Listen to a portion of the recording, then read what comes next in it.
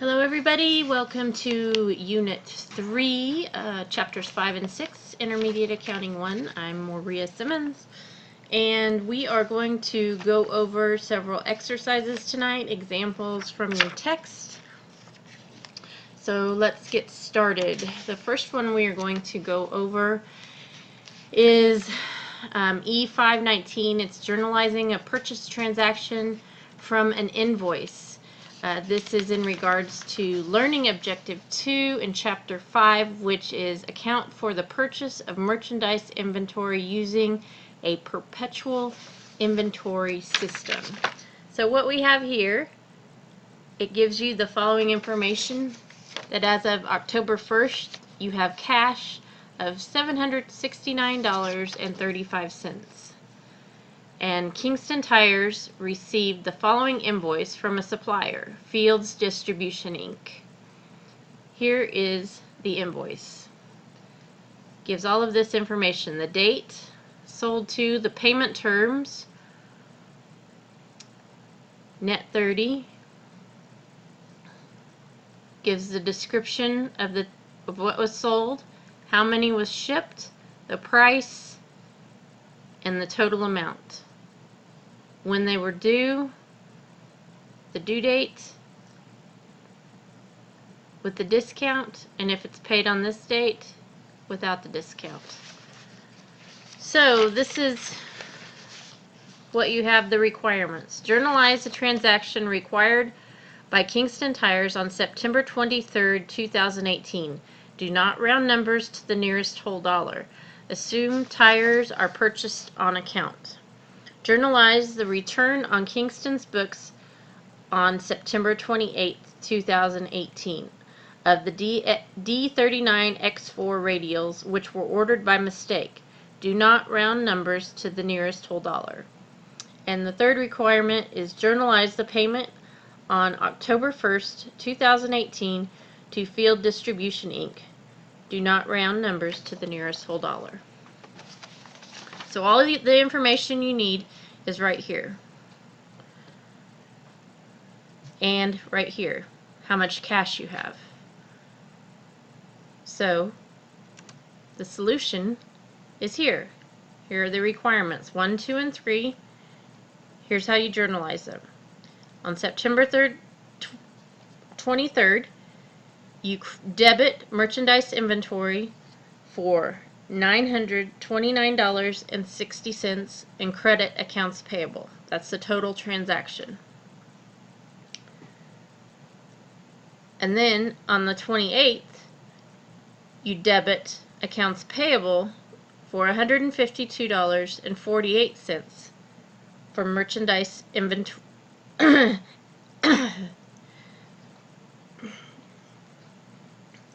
And that is for the return of the radials. On October 1st, you debit accounts payable, $929 minus the $152.48. So that's $777.12. And you credit cash. So you have the total $777.12 minus $7.77 equals $769.35.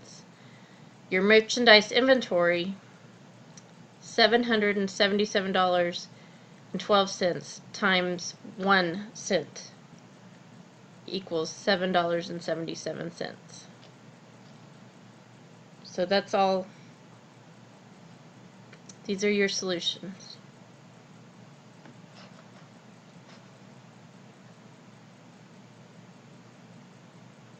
These are the payments. These are the entries that would be made for the purchase transactions from the invoice to Kingston Tires. The next exercise we're going to go over is preparing a multi-step income statement. One of the exercises you did was a single step, but I thought you should also see a multi-step income statement. The parts of a multi-step income statement, you have the selling expenses, of course, administrative expenses, operating income, and other income expenses on a multi-step income statement. And this is from Learning Objective number 5, from Chapter 5. Learning Objective 5 is, of course, preparing a merchandiser's financial statements. So the financial statements we're talking about are income statement, balance sheet, and statement of owner's equity. But for now, we're going to prepare a multi-step income statement. This is all the information you need to prepare a multi-step income statement.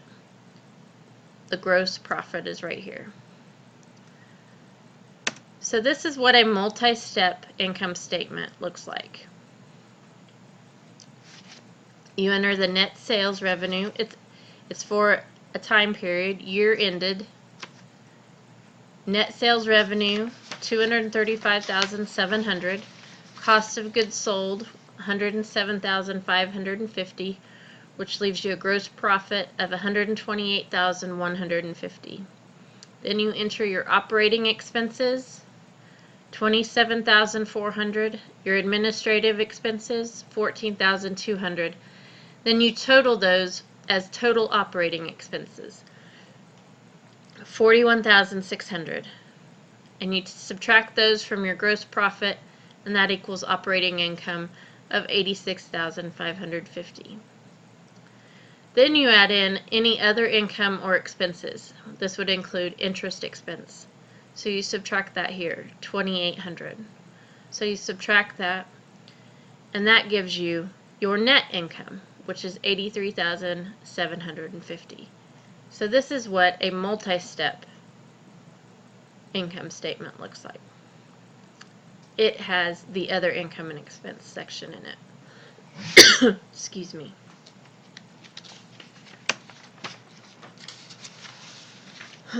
The next one we're going to go over is journalizing multiple performance obligations and sales transaction, which is Learning Objectives 3 and 7, which 3 and 7 are account for the sale of merchandise inventory using a perpetual inventory system and account for multiple performance obligations using a perpetual inventory system, Appendix 5A. So they ask you to journalize the following sales transaction for Morris Supply, and it says explanations are not required. On March 1st, Morris Supply sold merchandise inventory for $3,000. The cost of the inventory was $1,800. The customer paid cash. Morris Supply was running a promotion, and the customer received a $150 award at the time of sale that can be used at a future date on any Morris Supply merchandise. On March 3rd, they sold $6,000 of supplies on account. Credit terms are 210 net 45 FOB. Destination. Cost of goods is $3,600. On March 10th, received payment from a customer on the amount due from March 3rd, less the discount.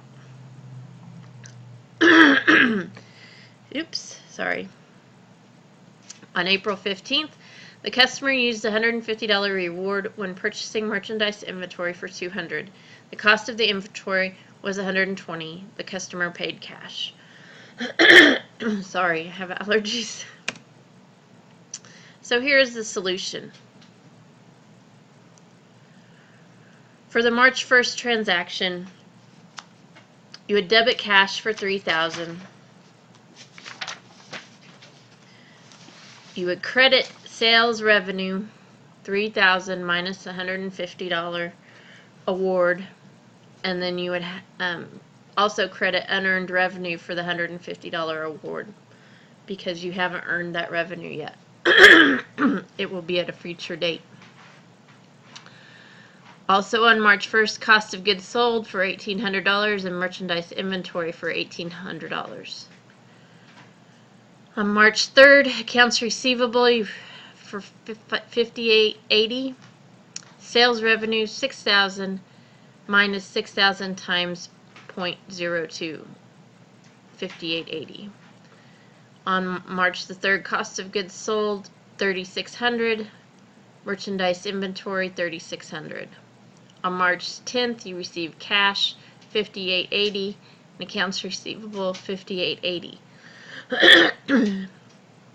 On April 15th, you received cash $200 minus $150, the award $50, unearned revenue, you debit that to take care of the award.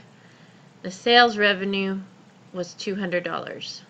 Cost of goods sold was $120. Merchandise inventory, that's the cost of the inventory, was $120.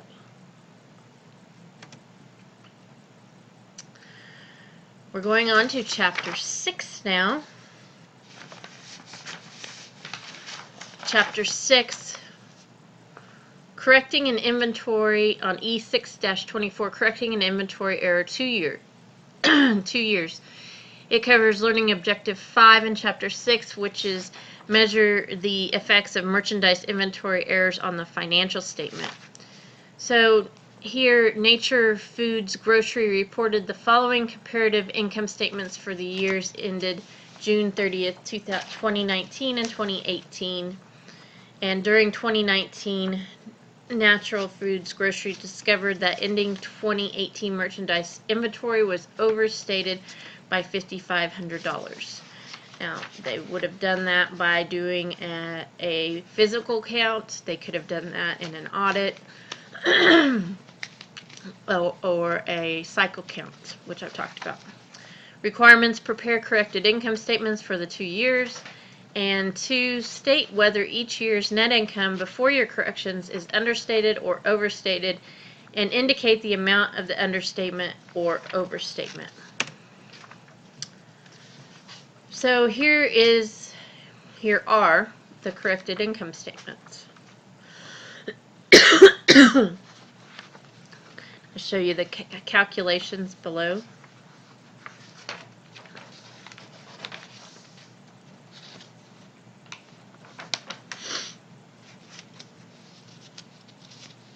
This is for requirement 1. Merchandise, incorrect merchandise inventory, $17,000, and it was overstated by $5,500. So the correct merchandise inventory was $11,500 in 2018, at the end of 2018. So the beginning merchandise inventory in 2019 had to be changed. The requirement number 2, and before the correction, net income for the year ended June 30th, 2019 is understated by $5,500, and net income for the year ended June 30th, 2018 is overstated by $5,500. So it just moved it from year to year.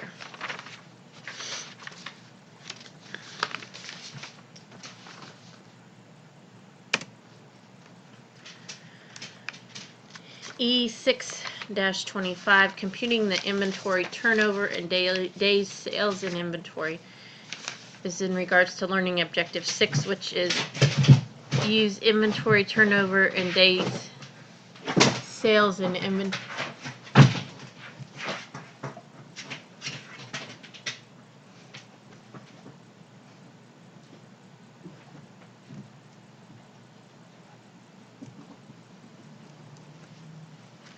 Sorry about that.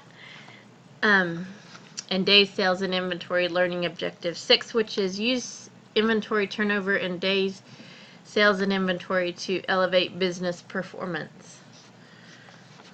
Calm Day reported the following income statement for the year ended December 31st, 2019. And it wants you to compute Calm Day's inventory turnover rate for the year and compute Calm Day's sales in inventory for the year. Inventory turnover is 5.55 times for the year, and how you do that is average merchandise inventory, beginning merchandise inventory plus ending merchandise inventory divided by 2. So that's 9,000 plus 12,200 divided by 2 equals 10,600. Your inventory turnover is, you calculate that by cost of goods sold divided by average merchandise inventory. So that is 58,800 divided by 10,600. So that equals 5.55 times for the year. So your inventory turnover is 5.55 times for the year. Your requirement number 2, days sales in inventory is 65.77 days for the year. Calculations for that: days sales in inventory, 365 days in a year divided by inventory turnover. That's 365 days divided by 5.55 times equals 65.77 days. The 5.55 times was calculated in requirement number 1. That is all of my presentation I have for you tonight. Here's some important information that I keep reiterating to all of you, and it is very important that you understand this. You need to read all of the instructions on all of your assignments and follow all of the instructions. It's very important. Follow the rubrics. That's what I'm grading on. Some of you had great discussion questions, had great papers, but you didn't follow the rubrics. I can't give you a good grade if you do not follow the instructions. No matter what the content is, if you do not follow the directions, I'm going to count off for it. Use references. None of you, most of you, you aren't using references. Your textbook does not count. Wikipedia does not count. Please use Dietz Library. It is a very good resource of academic journals and magazines. I've provided the website here. Please use this resource. It's very good and they are very helpful online. There's a chat box. They are very, very helpful. It's a lot better than just Googling a resource. These are very reliable sources, and it gives you the citation reference right there with the journal information. APA, it's provided for you. So a lot of the work is done for you. The citation is right there. Follow APA formatting. It's a requirement. It's a requirement for all of your classes. So please follow APA formatting. If you need assistance in this, contact the SC Online Writing Center at this email address. They will be happy to help you if you need help with APA formatting. It is a free resource. Not many things are free. This is free. They will be happy to help you if you don't understand APA formatting. So please, please, please, please, I can't stress enough. It is part of your grade. APA formatting is part of your grade. It is a big part of your grade. I mean, it counts. So if you don't think it's a big deal, it is, because it's part of your grade. So it counts off automatically if you aren't using it. That's all I have for tonight. I hope you guys have a great rest of your week.